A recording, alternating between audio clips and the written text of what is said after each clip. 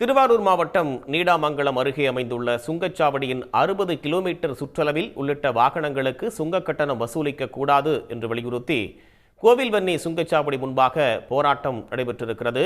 கூடுதல் விவரங்களோடு செய்தியாளர் சசிகுமார் இணைப்பில் இருக்கீங்க. எவ்வளவு பேர் இந்த போராட்டத்தில் ஈடுபட்டாங்க? பிரதானமான கோரிக்கை என்ன சசிகுமார்? குறிப்பாக திருச்சி நாகை தேசிய நெடுஞ்சாலை மார்க்கமானது தஞ்சை வரை 4 வழி சாலையாகவும் தஞ்சையிலிருந்து நாகை வரை 2 வழி சாலையாகவும் இருந்து வருகிறது. குறிப்பாக தஞ்சை நாகை மார்க்கம் அதாவது 2 வழி சாலையானது கடந்த 2 ஆண்டுகளுக்கு முன்பு மேலாக பணிகள் அகலப்படுத்தும் பணிகள் நடைபெற்று வந்த போதில் பணிகள் முழுமை பெறாமலே இருந்து வருகிறது. மேலும் இந்த மார்க்கத்தில் அரசு பேருந்துகள் முழுமையாக இயக்கப்படாத ஒரு சூழ்நிலை இருந்து வருகிறது. அதே போல கனரக வாகனங்கள், இருசக்கர வாகனங்கள் குறிப்பாக இந்த வழியில தான் சென்று வருது. இதுல நூற்றுக்கணக்கான கிராமங்கள் இந்த பகுதியில் இருக்கிறது. பல்லாயிரக்கணக்கான சிறு குறு விவசாயிகள் அதே போல இந்த பகுதியில் விவசாய நிலங்களுக்கு நாற்றுகள் கொண்டு போறது, அதே போல உரங்கள் கொண்டு போற ஒரு சூழ்நிலை இருக்கிறது.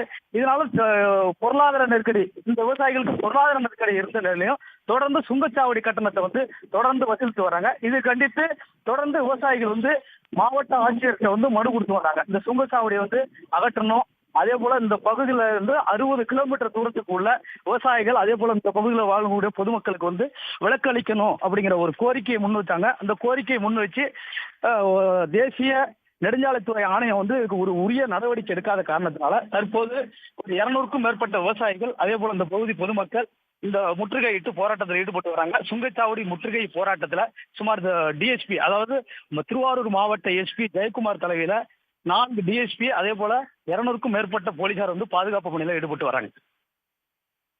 தற்போதைய தகவல்களுக்கு நன்றி சசிகுமார். உடனுக்குடன் செய்திகளை தெரிந்து கொள்ள சன் நியூஸ் பெல் ஐகானை கிளிக் பண்ணுங்க.